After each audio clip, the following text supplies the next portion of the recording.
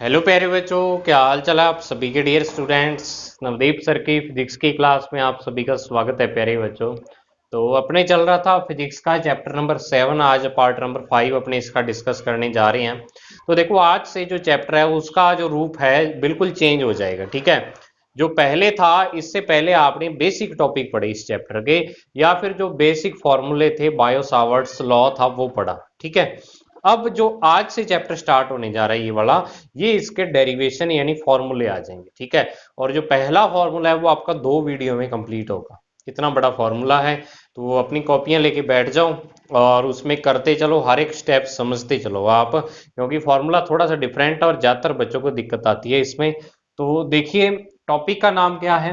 Topic है आपका magnetic field due to a current carrying wire, a current carrying long straight conductor या finite length. इसका मतलब क्या है कि अपने पास एक करंट कैरिंग कंडक्टर है और स्ट्रेट है, वो सीधा है बिल्कुल। वो क्या होती है, वायर होती है। और वायर एक फाइनाइट लेंथ की है। वायर दो टाइप की होगी आपके, जो डेरिवेशन निकालना होगा, एक फाइनाइट लेंथ की और एक इनफाइनाइट लेंथ की। तो आपको पहले फाइनाइट लेंथ यानी अपने को लेंथ उसकी मेजर कर सकते हैं, लेंथ इतनी लेंथ की वायर है। और इनफाइनाइट में अपने उसकी लेंथ मेजर नहीं कर सकते। तो आज फाइनाइट लेंथ वाली वायर है जो, उसका आपको क्या करना है, उसके कारण किसी भी पॉइंट पे मैग्नेटिक फील्ड आपको निकालना है। उससे पहले एक जो करेक्शन है वो मैं आपको करवाना चाहता हूँ। वो क्या है कि जो मैंने आपको मैग्नेटिक फील्ड की डायरेक्शन के साइन बताए थे, वो मैंने उल्टे बता दिए हैं। वो मुझे एक बच्चे ने कहा, तो मैं अपनी गलती वो स्वीकार करता हूँ, गलत बता दिए। ये जो साइन है ये होता है परपेंडिकुलरी इनवर्ड, ये इनवर्ड के लिए होता है। यानी अगर आपकी इस बोर्ड के प्लेन में इनवर्ड डायरेक्शन है मैग्नेटिक फील्ड की, तो उसके लिए है। और ये है परपेंडिकुलरी आउटवर्ड डायरेक्शन के लिए। ठीक है, ये आउटवर्ड यानी ऐसे डायरेक्शन है, और एक इनवर्ड अंदर की ओर डायरेक्शन हो, तो इनवर्ड के लिए क्रॉस का साइन यूज करते हैं और इसके लिए डॉट का। ये मैंने उल्टे बता दिए थे, इसको आउटवर्ड के लिए कह दिया था, इसको इनवर्ड के लिए। तो ये सही कर लेना आप प्लीज बुक से देख के। तो अब देखो, टॉपिक स्टार्ट करते हैं। अपने टॉपिक में देखो क्या है। अपने बायो सावर्ट लॉ लगा के, और एक वायर अपने पास, ये वायर यहाँ पे आपको डायग्राम में दिखा रखी है, ए से लेके बी तक। ए बी अपने पास क्या है, एक वायर है बच्चों। ठीक है, लॉन्ग स्ट्रेट वायर है। और इसके क्या है कि यहाँ पर एक पी पॉइंट है। इसकी ऐसे नहीं भी आप कहोगे कि सर इसकी हाफ लेंथ के सामने है, कहीं भी हो सकता है पॉइंट। पी आपका इधर भी हो सकता है, ऊपर भी हो सकता है, यहां भी। एक कॉमन पोजीशन ले ली अपने पी। तो पी जो पॉइंट है, इस पे आपको मैग्नेटिक फील्ड निकालना है। और जो आपकी ये वायर है, इसमें आई करंट फ्लो हो रहा है अपवर्ड डायरेक्शन। ठीक है, आई करंट फ्लो हो रहा है। तो अब इसके कारण डायरेक्शन निकालने के लिए, और ये जो पॉइंट आपको जिस पर डायरेक्शन निकालनी है या मैग्नेटिक फील्ड की वैल्यू निकालनी है, वो डी डिस्टेंस पे है इस ओ से। ठीक है, पी पॉइंट है डी डिस्टेंस पे।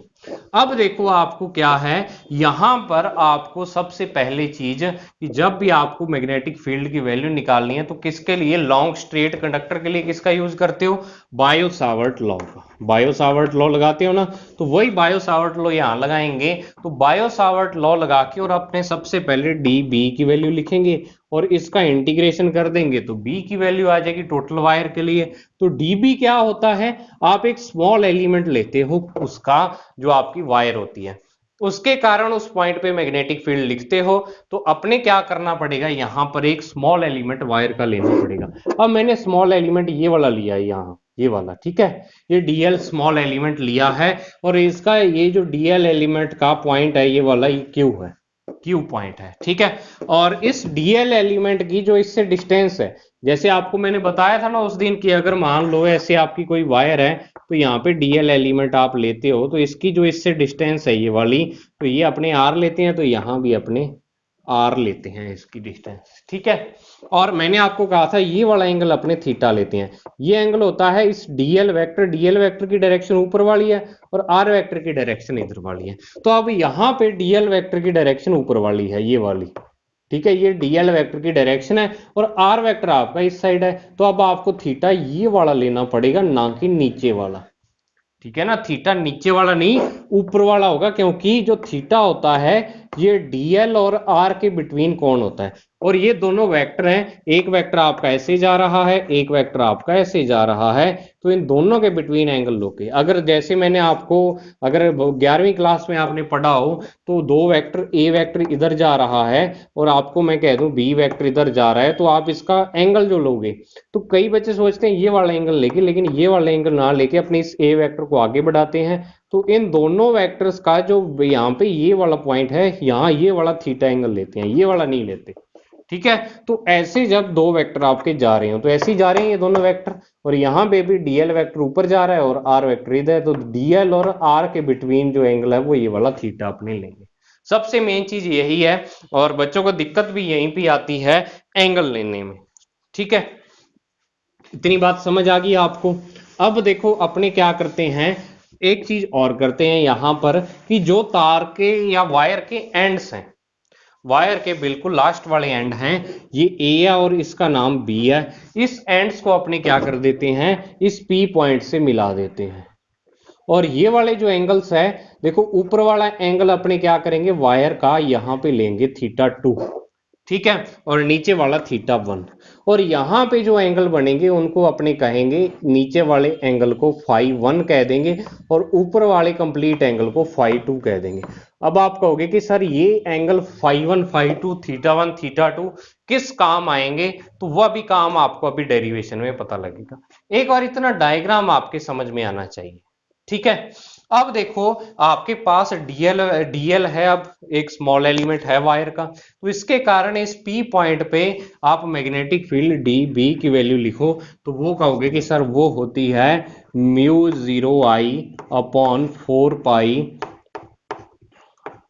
डीएल साइन थीटा और अपॉन में आर स्क्वेयर, यही थी। ठीक है, μ0I DL sine theta upon में 4 पाई है और ये आर स्क्वेयर आ जाएगा, यही थी बायो सावर्ट के लॉ के अकॉर्डिंग।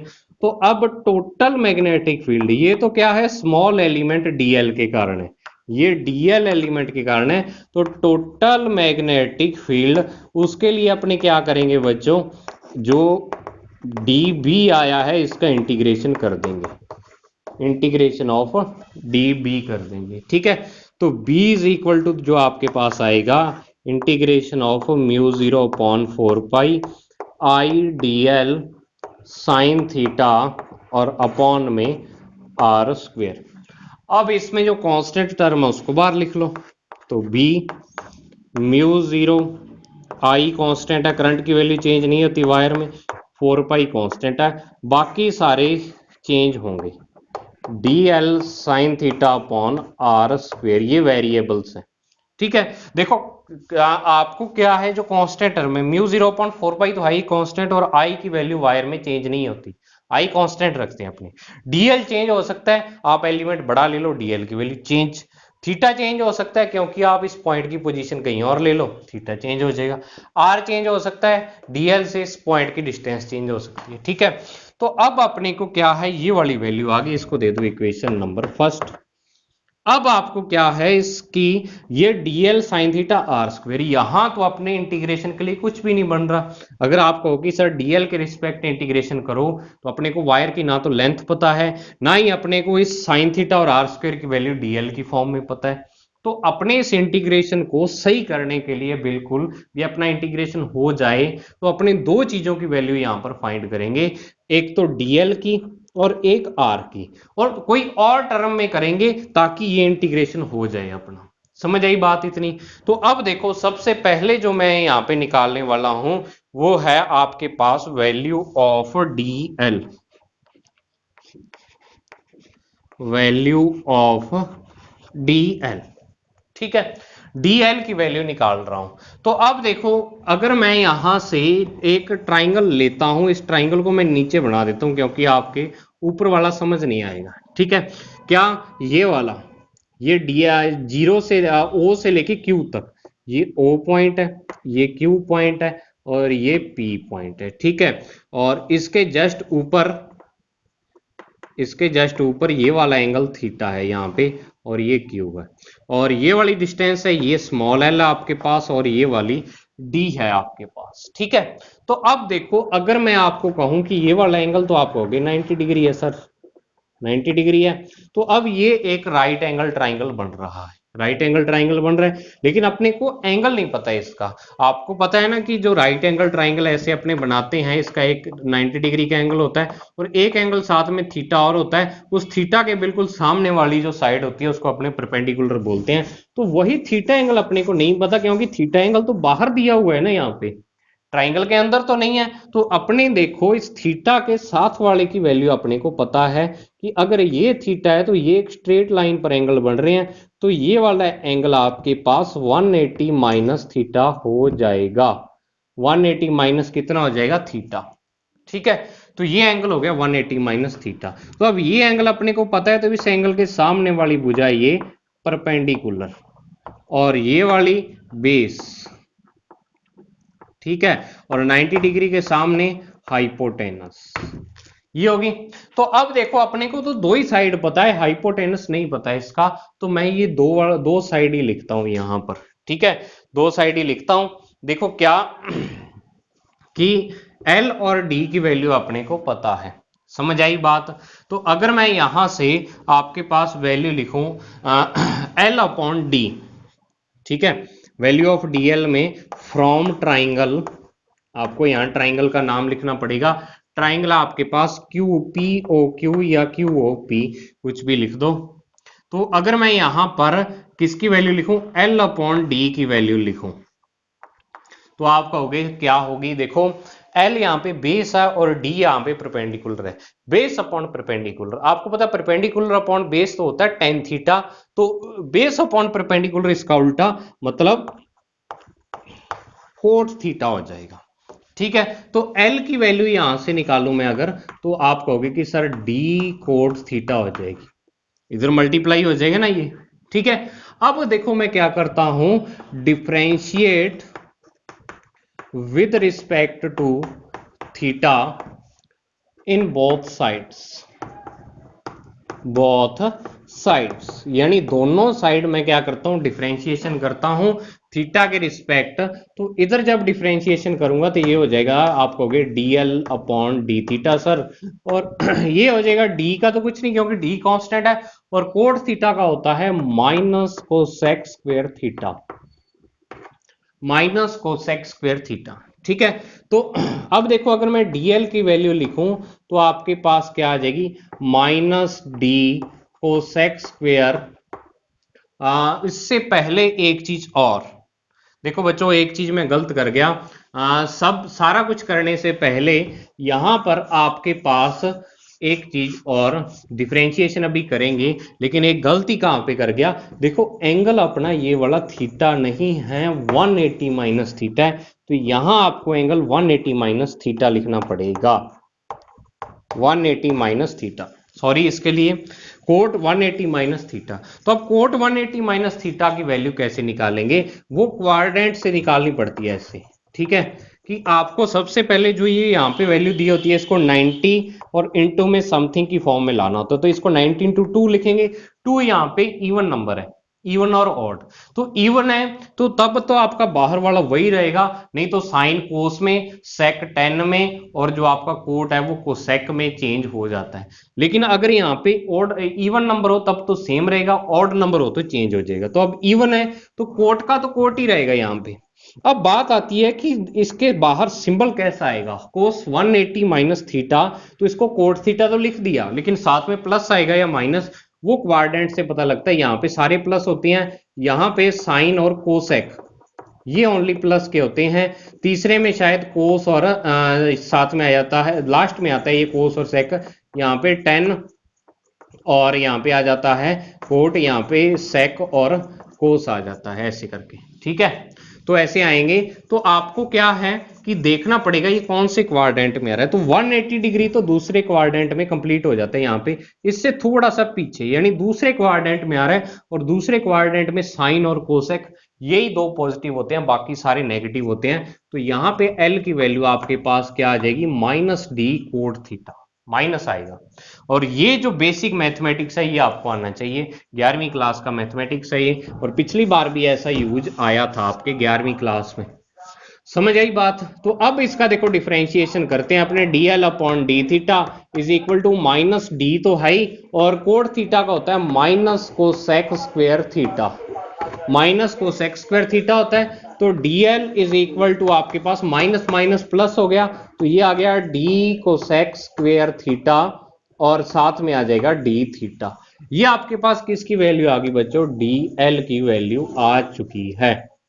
ठीक है ना, एक बार देख लो इसको, डीएल की वैल्यू कैसे फाइंड की। देखो हाइपर नहीं होना, आपको डरना नहीं है बिल्कुल भी, और बिल्कुल आराम से करते जाना है। देखो गलतियां तो मेरे से भी हो जाती हैं, तो आपसे होनी तो स्वाभाविक ही है, लेकिन फिर भी आपको क्या है, गलतियों से बचाव करते हुए चलते जाना है। तो डीएल का मान तो चलो आपको डीएल की वैल्यू तो मिल गई। ठीक है, अब नेक्स्ट जो दूसरे नंबर पर बात आती है बच्चों, वो आती है value of r, value of r. ठीक है, आर की वैल्यू आपको फाइंड करनी है। तो अब आर की वैल्यू आपको किसकी फॉर्म में फाइंड करनी है, यही आर डी और इधर एल है। तो अब आपको आर की वैल्यू फाइंड करनी है, तो अब वापिस से वही ट्राइंगल लेंगे, आर इसमें हाइपोटेनस बन रहा है। ठीक है, यही ट्राइंगल, यही क्यू ओ पी, ये वाला था डी आपके पास, ये एल था, ये आर है इधर, और ये वाला एंगल मैंने कहा था 180 माइनस में थीटा है। तो अब देखो आर की वैल्यू आप किसकी फॉर्म में निकालोगे, डी की फॉर्म में या एल की फॉर्म में। तो आप देखो आर की फॉर्म, आप दिमाग लगाओ किसकी फॉर्म में निकालोगे, तो आर की वैल्यू अपने डी की फॉर्म में निकालेंगे, क्योंकि डीएल की वैल्यू भी डी की फॉर्म ही है, ये डी और थीटा के फॉर्म में। तो आर की जो वैल्यू है वो भी डी और थीटा की फॉर्म में, क्योंकि तब अपना इंटीग्रेशन आसान हो जाएगा, बस और कोई बात नहीं है। ये इक्वेशन नंबर 2 है। अब बिल्कुल वैल्यू ऑफ आर, तो फ्रॉम ट्राइंगल, वही ट्राइंगल आपको लेना है, कौन सा, वही क्यू ओ पी। अगर मैं यहां पर बात करता हूं आर की वैल्यू डी की फॉर्म में निकालनी है, तो आर अपॉन डी इसकी किसके इक्वल आएगा, तो आर यहाँ पे हाइपोटेनस है और डी यहाँ पे परपेंडिकुलर है। तो देखो परपेंडिकुलर अपॉन हाइपोटेनस क्या होता है, perpendicular upon hypotenuse sine theta, तो hypotenuse upon perpendicular cosec theta हो जाएगा। तो R is equal to D cosec theta, ये आ गया, ये आर की वैल्यू आ गई डी और थीटा की फॉर्म में, ये भी डी और थीटा की फॉर्म में।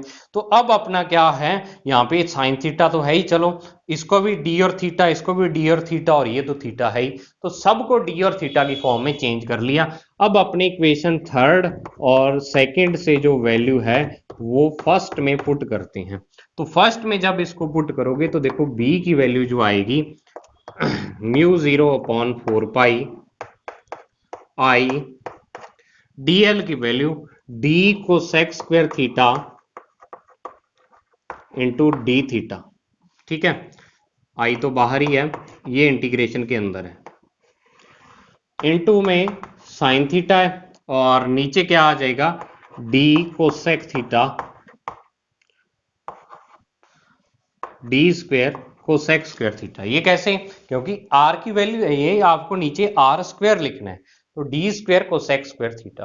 तो अब देखो क्या कैंसिल होगा, डी से D square cancel, cosec square से कोसेक स्क्वायर कैंसिल, तो जो आपका बचेगा वो बचेगा यहाँ पे म्यू 0 अपॉन 4 पाई और साइन थीटा इनटू में डी थीटा, और एक डी बचा है नीचे, ये बाहर आ जाएगा क्योंकि डी तो कांस्टेंट ही है, डी की वैल्यू थोड़ा चेंज हो रही है।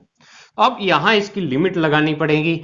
तो देखो थीटा बिल्कुल यहां से ये इस वायर का स्टार्टिंग वाला पॉइंट है, नीचे से ऊपर तक थीटा 1 से लेकर थीटा 2 एंगल तक चेंज हो रहा है, बस बीच में कोई एंगल थीटा है, तो अपने यहां पे इसकी लिमिट लगाएंगे थीटा 1 से लेके थीटा 2 तक, यहां आके लिमिट लगेगी। एक बार इतना उतारो, फिर अपने नेक्स्ट चलते हैं बच्चों। यानी डेरिवेशन आपको जरूर बड़ा लग रहा होगा, लेकिन है बिल्कुल आसान, कोई दिक्कत नहीं है इसमें। तो करते हैं इसको आगे, एक बार इतना उतार लो, स्क्रीनशॉट ले लो आप। तो अब देखो नेक्स्ट स्टार्ट करते हैं इससे आगे। देखो बच्चों, ये आपको टॉपिक ऐसे लग सकता है कि कहीं हार्ड है, लेकिन हार्ड बिल्कुल नहीं है। बस ये वाला जो टॉपिक है ये प्रैक्टिस मांगता है और कुछ भी नहीं है। ठीक है ना, जिस बच्चे की मैथमेटिक्स अच्छी है, प्रैक्टिस अच्छी है, जिसको इंटीग्रेशन डिफरेंशिएशन आता है उसके लिए कुछ भी नहीं है ये। इसको 2-3 बार कॉपी में लिख के देखोगे तो आराम से हो जाएगा। तो ये चीज मैंने यहाँ पे लिख ली। अब आपको साइन थीटा का इंटीग्रेशन करना है। तो आपको पता है साइन थीटा का डिफरेंशिएशन तो होता है कोस थीटा, तो इंटीग्रेशन जो होती है वो डिफरेंशिएशन के बिल्कुल क्या है, अपोजिट एक प्रोसेस है। तो अपने साइन थीटा का क्या करेंगे, यहाँ पे आपने फॉर्मूला भी प्रीवियस ईयर पढ़ा होगा इसका, क्या होता है साइन थीटा का minus cos theta, minus cos theta, और लिमिट है इसकी थीटा 1 से लेके थीटा 2 तक। समझ आई बात? तो b is equal to mu 0 i upon 4 pi d, और यहां पे बनेगा कोस पहले थीटा 2 रखेंगे अपर लिमिट, और फिर माइनस में लोअर लिमिट। माइनस का साइन एक कोस के साथ ही चलता जाएगा क्योंकि माइनस लगा हुआ है। तो जब इसको सॉल्व करेंगे तो ये आ जाएगा mu not I upon 4 pi d, और ब्रैकेट में कोस थीटा 1, क्योंकि ये माइनस माइनस प्लस और ये माइनस का कोस थीटा 2। एक फॉर्मूला तो ये आ जाएगा इसका, लेकिन ये फॉर्मूला बहुत ही कम यूज होता है। एक फॉर्मूला भी इसका और निकालेंगे अपने, एक बार देख लो इसको, कुछ नहीं किया, इंटीग्रेशन करके और उसमें एंगल की वैल्यू पुट की है, बस इतना काम किया है मैंने। अब नेक्स्ट देखो, नेक्स्ट जो अपने फॉर्मूला निकाल रहे हैं अब, वो फॉर्मूला है आपका φ1 और φ2 की फॉर्म में। एंगल जो ऊपर दे रखे हैं ना φ1 और φ2, इधर इस साइड ये थीटा 1 और थीटा 2 की फॉर्म में है, ये φ1 और φ2 की फॉर्म में। अब अपने को क्या करना होगा, फॉर्मूला निकालना होगा इस मैग्नेटिक फील्ड का। तो अब φ1 और φ2 की फॉर्म है और वही फॉर्मूला अपना आगे काम आएगा। समझ आई ना बात? वही फॉर्मूला अपना आगे काम आएगा। तो φ1 और φ2 की फॉर्म में अपने निकालते हैं फॉर्मूला भी। आप इसको जितना पीछे किया है उसको उतना टाइम देख लो, और मैं बार बार कह रहा हूं कि आपका क्या है, ये वाला जो टॉपिक है कॉपी में लिखे बगैर नहीं कर सकते इसको आप, ठीक है? कॉपी में तो आपको लिखना ही पड़ेगा। तो अब देखो थीटा 1 सबसे पहले φ1 के लिए, तो एक सबसे पहले मैं नीचे वाला एक ट्राइंगल ले रहा हूं यहाँ पे, इसमें से अलग निकाल रहा हूं। देखो ये φ1 है, ठीक है, ये वाला एंगल थीटा 1 है, और ये वाला 90 डिग्री है, ओ पी बी है, ये है ना। तो from triangle O P B, अगर मैं आपको कहूँ ट्राइंगल के तीनों एंगल का जो सम होता है वो कितना होता है, तो आप कहोगे theta 1 plus φ1 plus 90 degree is equal to 180 degree, क्योंकि ट्राइंगल के ये तीनों एंगल हैं।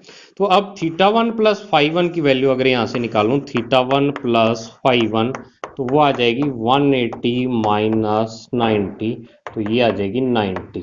और अगर आपका थीटा 1 की वैल्यू मैं φ1 की फॉर्म में निकालूं तो ये आ जाएगा 90 माइनस φ1, 90 माइनस φ1, एक वैल्यू ये आ गई। अब बिल्कुल इसी तरीके से अगर मैं इस ऊपर वाले की बात करता हूं, ठीक है, ऊपर वाले एंगल की बात करता हूं ट्राइंगल की, यानी ये डैश डैश करके है और ऐसे करके यहां पर ऐसे आपके पास ये 90 डिग्री का एंगल है और ये एंगल φ2 है, ठीक है, φ2, और ये थीटा 2 है, थीटा 2 है।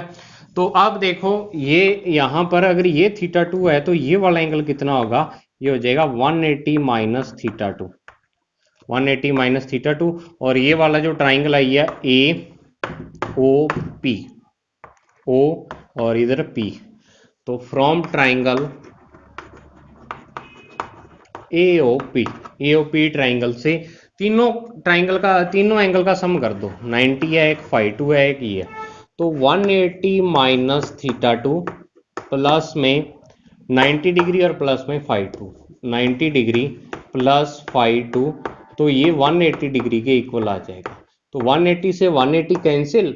तो अब देखो थीटा 2 को मैं इस साइड ले जाता हूं, तो थीटा 2 आपका बन जाएगा 90 प्लस φ2, तो थीटा 2 की वैल्यू भी φ2 की फॉर्म में निकाल ली।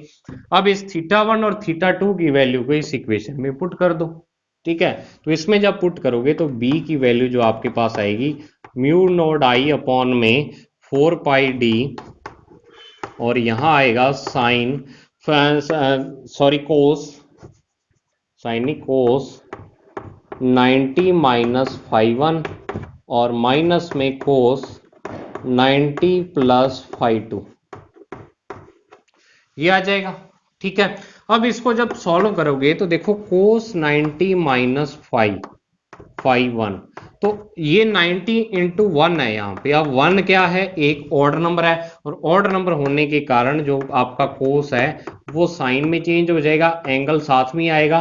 अब बात आती है प्लस माइनस लगाने की, तो प्लस माइनस कैसे लगाते हैं, ये 90 से छोटा एंगल है, 90 माइनस हो रहा है कुछ, तो फर्स्ट क्वाड्रेंट है और उसमें सभी प्लस के आते हैं, तो प्लस का साइन फाइव वन हो जाएगा। और इसी तरीके से कोस 90 प्लस फाइव टू होगा, तो ये सेकंड क्वाड्रेंट में चला जाएगा। 90 से एंगल कुछ और ऊपर हो रहा है, तो बनेगा ये साइन फाइव टू ही, लेकिन किसका बनेगा, ये माइनस का बनेगा, क्योंकि ये सेकंड क्वाड्रेंट में चला गया है। अब अगर किसी बच्चे को ये चीज नहीं समझ आ रही तो वो 11वीं क्लास की बुक उठा के देखे, ठीक है ना, वहां से आपको समझ आ सकता है, या अपना बेसिक तैयार करो। और इतना क्योंकि मैं डिटेल में नहीं करवा सकता कि ये कैसे होगा या क्यों होगा, और आपको इतनी डिटेल में अब तक आना भी चाहिए, इतनी डिटेल आपको बतानी भी यानी नहीं चाहिए अब मेरे को, क्योंकि आपको आता है, मैं यही समझ रहा हूँ। अब देखो कोस 90 minus five one sine five one, और माइनस का माइनस साइन फाइव टू, तो प्लस का साइन फाइव टू, तो ये फॉर्मूला आपका फाइव वन और फाइव टू की फॉर्म में है, फाइव वन और फाइव टू, और ये वाला फॉर्मूला आपका थीटा वन और थीटा टू की फॉर्म में है। तो अब आपको क्या है कि एंगल चाहे फाइव वन फाइव टू की फॉर्म में दिए हुए, चाहे थीटा वन थीटा टू, आपको क्या है, ये इसको फॉर्मूले को डेराइव आप कर लिया, इस दोनों फॉर्मूले आप याद रख लेना, और आगे के जितने भी डेरिवेशन आएंगे उसमें ये फॉर्मूला आपका काम आएगा, sine five one plus sine five two. ठीक है, तो कल जो क्लास होगी ना बच्चों, इसको मैं एक बार साइड में हट जाता हूँ, इसको देख लो, स्क्रीनशॉट लेना चाहो ले लो। कल जो क्लास होगी उसमें आपका क्या है कि इस ये वाला जो टॉपिक है इसी से रिलेटेड है, ठीक है ना। अब इसके क्या है, स्पेशल कंडीशंस हैं, उस क्लास में स्पेशल कंडीशंस ही हो पाएंगी। तो ये आपका आज का टॉपिक था, इसको देख के बिल्कुल नहीं घबराना। क्या करना है, मैं आपको तरीका बता देता हूँ इसको याद करने का, या इसको कैसे करना है। आप आज एक बार आप समझ लो इसको, जैसे जैसे मैंने किया है उसको रफ कॉपी में उतार लो, फिर अपनी तरफ से 2-3 बार रफ कॉपी में इसको करके देखो। जिस बच्चे ने ये चीज कर ली आज, उसका तो ये टॉपिक क्लियर है, वो आगे जब इसको दोबारा करेगा तो ऐसे नहीं भी, मैं ऐसे नहीं कह रहा कि 2-3 बार करने पर आप भूलोगे नहीं, भूल सकते हो, लेकिन जब दोबारा करने बैठोगे तब आपको याद आ जाएगा कि ये कोसेक थीटा कोट थीटा कैसे हो रहा है सारा कुछ, ठीक है। क्योंकि आज तक जितने आपने डेरिवेशन पढ़े उसमें साइन कोस ही आता है, लेकिन ये पहला डेरिवेशन है जिसमें कोसेक कोट आ रहा है, ठीक है, तो इस कारण थोड़ा हार्ड लगता है। तो इसको जिस बच्चे ने कर लिया 2-3 बार आज, रफ कॉपी काली करके देख ली, तो उसका तो क्लियर है, नहीं तो मैं आपको डायरेक्टली बोल रहा हूं उसके दूसरे बच्चे के क्लियर नहीं हो सकता। अगर जो बच्चा कहेगा कि मैं पढ़ के ही बता दूंगा, ये टॉपिक पढ़ के ही कर लूंगा, तो पढ़ के नहीं हो सकता। तो आपके लिए ये इंस्ट्रक्शंस हैं, अच्छे तरीके से तैयारी करते रहें। मिलते हैं नेक्स्ट वीडियो में, तब तक के लिए thank you, have a nice day dear student.